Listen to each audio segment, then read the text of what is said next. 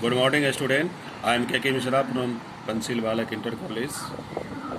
Student, today I am going to teach you maths of class 6th. Chapter 5, Lines and Angles. Video lecture, exercise 5.2. इस exercise का question answer हमने PDF में आप लोगों को भेज दिया है। आप लोग नोट डाउन कर चुके होंगे उसे अपने नोटबुक में, मैथ्स के नोटबुक में। कुछ इम्पोर्टेंट टॉपिक्स हैं, उसको हम वीडियो के द्वारा आपको समझाते हैं। Line L is parallel to M.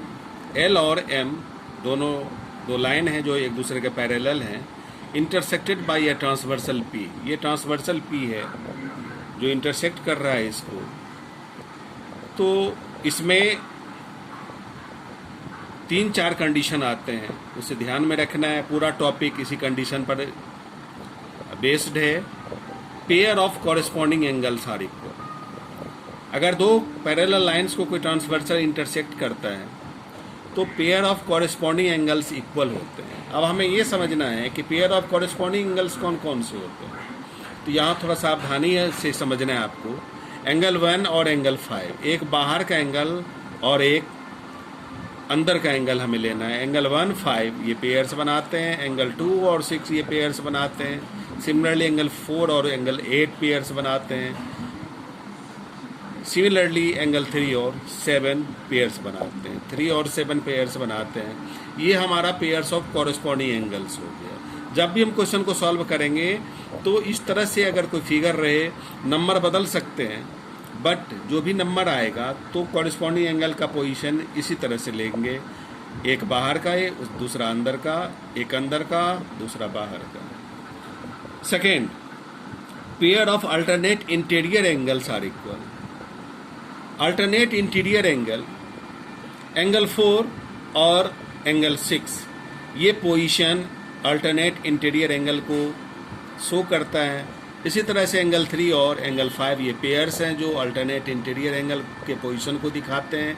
तो ये हमेशा याद रखना है कि ये 4 और 6 अल्टरनेट इंटीरियर एंगल हैं, 3 और 5 भी अल्टरनेट इंटीरियर एंगल हैं, और ये भी इक्वल होते हैं। Angle 4 equal to angle 6, angle 3 equal to angle 5।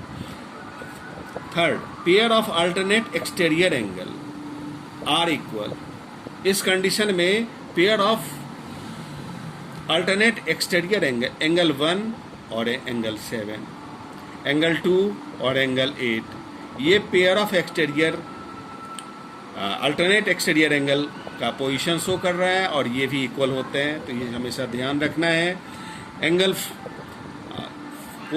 Next 4, को interior angle on the same side of a transversal. को इंटीरियर एंगल का पोजीशन आप देखिए, इसको वॉच करना है, इसको ध्यान में रखना है। एंगल 3 और एंगल 6 और एंगल 4 और एंगल 5 ये ट्रांसवर्सल एक ही तरफ के इंटीरियर एंगल हैं। इसको को इंटीरियर एंगल प्रॉपर्टी के द्वारा हम जानते हैं।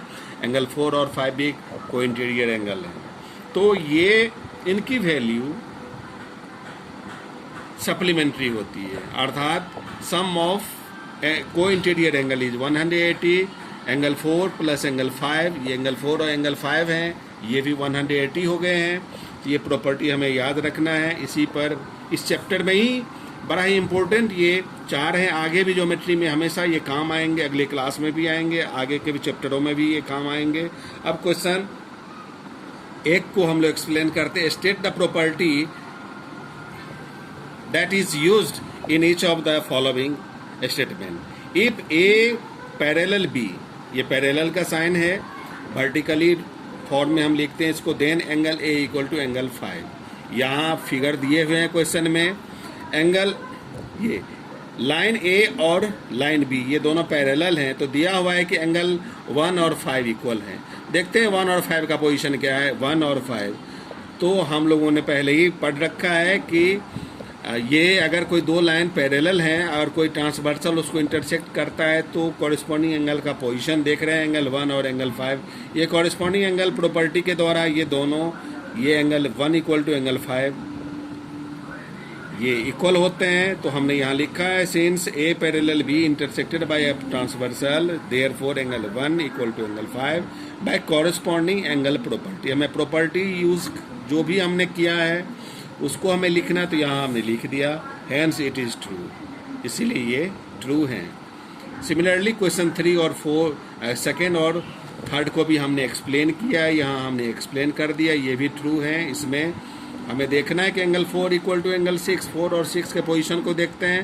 4 और 6 ये अल्टरनेट इंटीरियर एंगल हैं, और जब भी कोई दो लाइन को अगर कोई ट्रांसवर्सल इंटरसेक्ट करता है और वो अगर इस तरह से इंटरसेक्ट करता है कि ट्रांसवर्स ये अल्टरनेट इंटीरियर एंगल इक्वल होते हैं, तो वो दोनों ही लाइन आपस में पैरेलल होते हैं।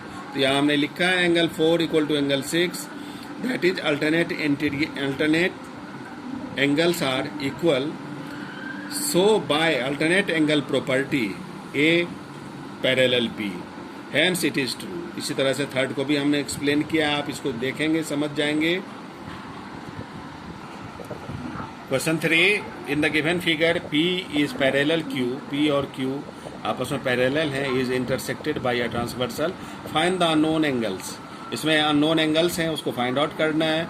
तो अभी जो भी हमने प्रॉपर्टीज पढ़ा है student, by the help of that property we can find easily find unknown angles A B C D E F. एक एंगल दिया हुआ है 125, अब 100 गिवन, इसका सॉल्यूशन को हम लोग देखते हैं। Let us see it's solution.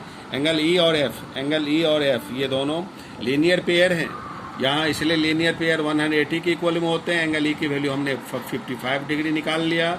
अब ई और एफ वर्टिकली अपोजिट एंगल, ये by vertically opposite angle property, जब दो लाइन एक दूसरे को इंटरसेक्ट करते हैं तो वर्टिकली अपोजिट एंगल इक्वल होते हैं। Angle E equal to angle F, E की वैल्यू हमने निकाल लिया 55, सो एफ इक्वल टू 55। हमने प्रॉपर्टी यहाँ लिख दिया है, प्रॉपर्टी लिखना आवश्यक है।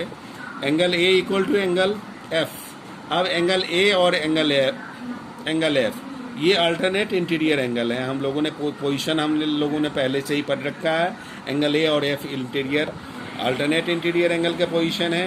एफ की वैल्यू है 55, सो ए की वैल्यू भी 55 हो गई। अब डी, यहाँ हम देखते हैं डी और एफ ये दोनों पोजीशन कॉरेस्पॉन्डिंग एंगल को दिखाता है, और by corresponding angle property D और 125 दोनों इक्वल होते हैं, तो कॉरेस्पॉन्डिंग एंगल प्रॉपर्टी से डी इक्वल टू 125। इसी तरह से हमने angle C equal to angle A, angle C और एंगल ए ये वर्टिकली अपोजिट एंगल हैं, so angle C equal to 55 because angle A equal to 55। यहाँ हमने एंगल ए की वैल्यू निकाल लिया।